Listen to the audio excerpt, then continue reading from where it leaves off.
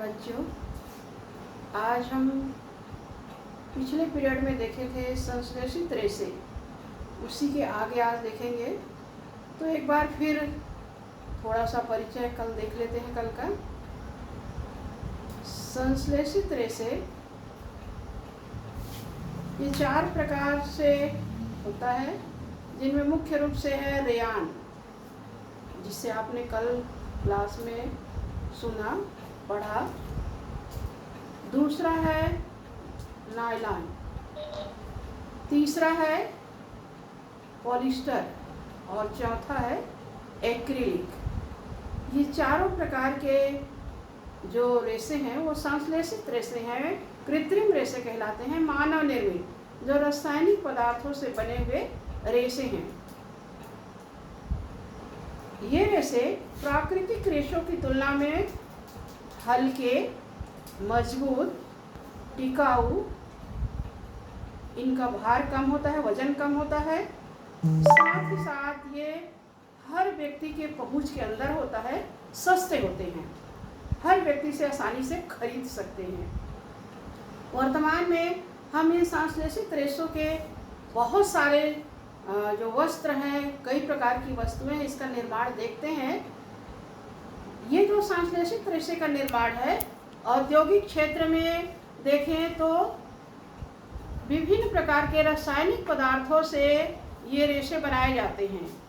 जो प्राकृतिक रेशे हैं, जो हमारे प्रकृति में पाए जाने वाले पेड़ पौधों से या जंतुओं के बाल से जो बनाए जाते हैं, तो उनकी सुरक्षा हो जाती है। यदि संश्लेषित रेशे का प्रयोग करें तो पेड़ पौधों की कटाई से बच जाते हैं, और जो जीव जंतु हैं उनके बालों से इस तरह से रेशे तैयार करना ये भी बच जाता है। तो हम इन रेशों से जो बनाए जाते हैं कपड़े, यदि हम दोनों की तुलना करें तो आज मैं आपको एक क्रियाकलाप करके दिखाऊंगी कि जो सांस्कृतिक रेशे हैं, कृत्रिम रेशे हैं, इनका उपयोग करें तो हमें क्या लाभ है, और जो प्राकृतिक रेशे हैं उनका क्या गुण है, क्या लाभ है।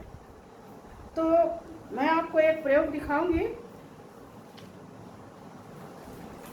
ये 2 कटोरियां हैं जल के, जिसमें 50 ml पानी लिया है मैंने, और इस पानी में मैं एक कटोरी में जो प्राकृतिक रेशे हैं, सूती के, कपास के जो रेशों से बनाए गए कपड़े हैं, उसको डुबाऊंगी, उस रुमाल को डुबाऊंगी, और दूसरे में मैं एक संश्लेषित रेशे, जिसे हम टेरिकॉट कहते हैं, टेरिलिन कहते हैं, इस रुमाल को डुबाऊंगी।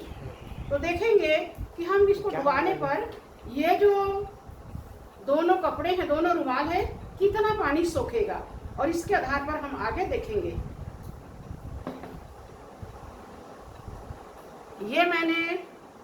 ये जो रुमाल है, ये प्राकृतिक रेशे कपास के अर्थात सूती के रुमाल है, जिसको मैं एक कटोरी में डुबा रही हूँ।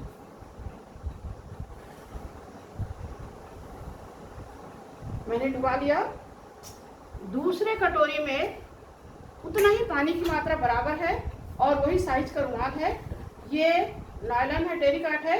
इस कटोरी में मैं उतने ही पानी की मात्रा में वही साइज का जो कपड़ा है डुबा रही हूँ। ये देख रहे हैं। ये यदि हम इसे निकालते हैं तो देखेंगे, इसे निकाले, देख लिए पानी की कितना मात्रा सोखा है, इसे देख लेंगे। और दूसरी कटोरी में जिसमें हमने सूती का रुमाल भिगाया है, इसे देखेंगे तो इसमें देखिए ये पानी की मात्रा कम बची हुई है। और दूसरे कटोरी में देखिए जिसमें संश्लेषित रेशे से बना हुआ टेरिकॉट का रुमाल है, उसे पानी की मात्रा बहुत अधिक बची हुई है। इन दोनों प्रयोग से यह सिद्ध होता है कि जो संश्लेषित रेशा से बना हुआ जो वस्त्र होते हैं, कपड़े होते हैं, ये पानी कम सोखते हैं, और जो प्राकृतिक रेशा से, जैसे कपास से सूती का रुमाल है, ये जो है पानी अधिक सोखता है। अब दोनों को निकालकर सूखने के लिए रख दिया जाए तो देखते हैं कि जो संश्लेषित रेशे से बना हुआ टेरिकॉट का जो रुमाल है, वो उसमें से पानी टपकने लगता है, और ये कुछ ही समय में जल्दी सूख जाता है, क्योंकि पानी भी कम सोखा हुआ है। और दूसरा रुमाल जो आप देख रहे हैं ये पानी की मात्रा को बहुत ज़्यादा सोख लिया है, और यदि हम इसे निचोड़ भी दें तो भी इसे सूखने में बहुत समय लगता है। इस प्रयोग से ये सिद्ध होता है कि हम जो बारिश का मौसम होता है उसमें हम इस तरह के जो संश्लेषित रेशे से बने हुए कपड़े होते हैं उसका उपयोग करें तो ये आसानी से जल्दी सूख जाते हैं, और जो सूती कपड़े होते हैं, जो प्राकृतिक रेशे से बने हुए वस्त्र हैं, कपड़े हैं, वो काफ़ी देरी में सूखते हैं। तो सबसे अच्छा जो हम देख रहे हैं कि ये जो सांस्कृतिक रेशे हैं इससे बने हुए कपड़े का उपयोग यदि हम बारिश में करते हैं तो हमें आसानी से सूख जाती है। दूसरी बात, ये जो सांस्कृतिक रेशे से बने हुए कपड़े हैं इनमें सिकुड़न नहीं होता, सिलवट नहीं आती, जिसके कारण प्रेस करने की आवश्यकता नहीं पड़ती। जबकि जो सूती वस्त्र होते हैं वो देर में सूखेंगे, साथ ही साथ इन्हें प्रेस करना पड़ता है, इसमें सिलवटें आ जाती है। लेकिन कुछ और बातों में हम अंतर को देखें तो जो सूती वस्त्र होता है, आपने 6वीं कक्षा में इसके बारे में बहुत बारीकी से पढ़े हुए हैं। जो सूती वस्त्र होता है अर्थात प्राकृतिक जो रेशे होते हैं, यदि इनके जो कपड़े होते हैं यदि आग के संपर्क में आ जाए तो ये जलते हैं तो राख बन जाता है।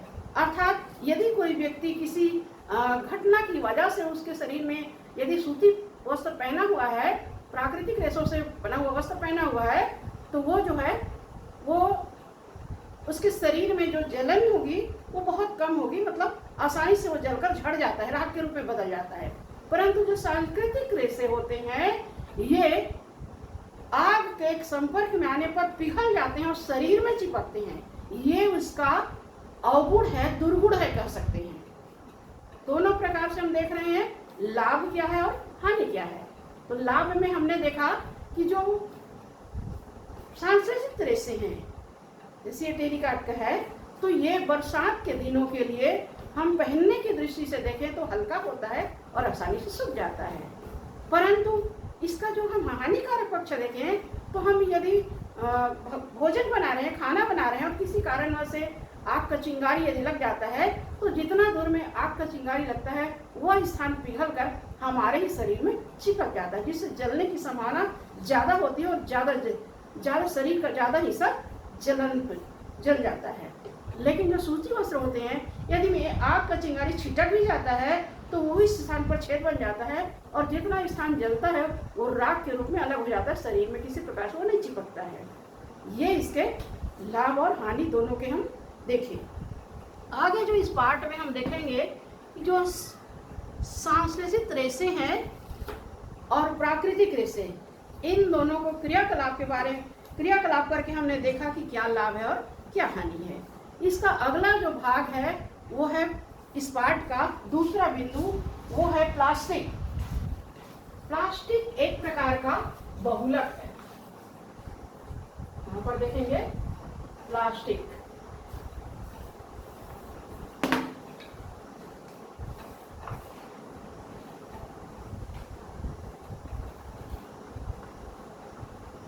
वर्तमान में आप देख रहे हैं कि बहुत सारे एक से एक रंग के, डिजाइन के बहुत सारी वस्तुएं प्लास्टिक की बनाई जाती है। बाल्टी है, मग है, बर्तन है, फर्नीचर है, बहुत सारे विभिन्न आकार के, विभिन्न साइज के, विभिन्न डिजाइन के, विभिन्न रंगों के प्लास्टिक की बहुत सारी सामग्री बनाई जाती है। तो ये भी एक प्रकार का रासायनिक बहुलक है। जैसे बहुलक को आपको बताया गया था कि जैसे मोतियों के हार में जो मोती होते हैं एक समान होते हैं और कई मोतियों को धागे में गूंथ कर देखा जाए तो सारे एक जैसे दिखते हैं। उस एक मोती जो है एक छोटी इकाई होती है उस हार की।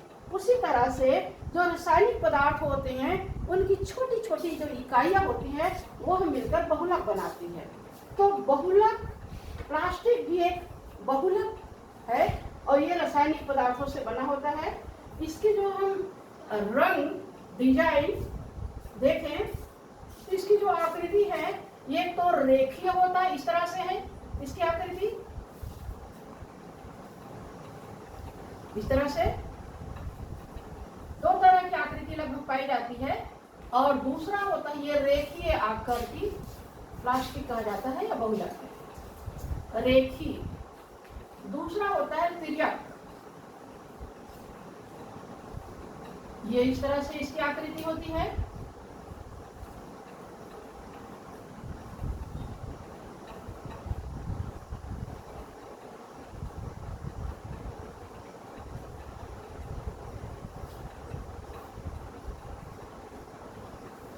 ये है त्रियक आकार के बहुलक प्लास्टिक के प्रकार।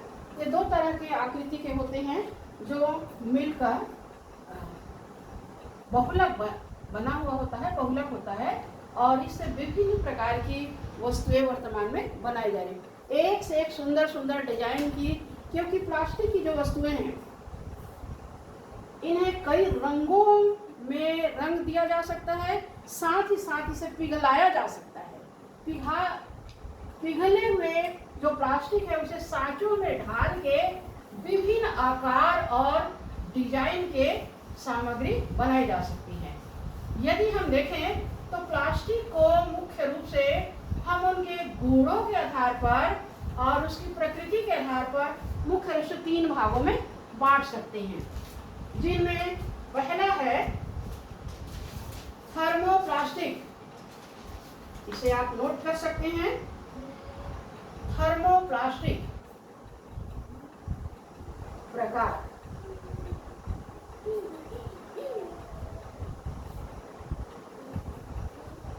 पहला थर्मोप्लास्टिक।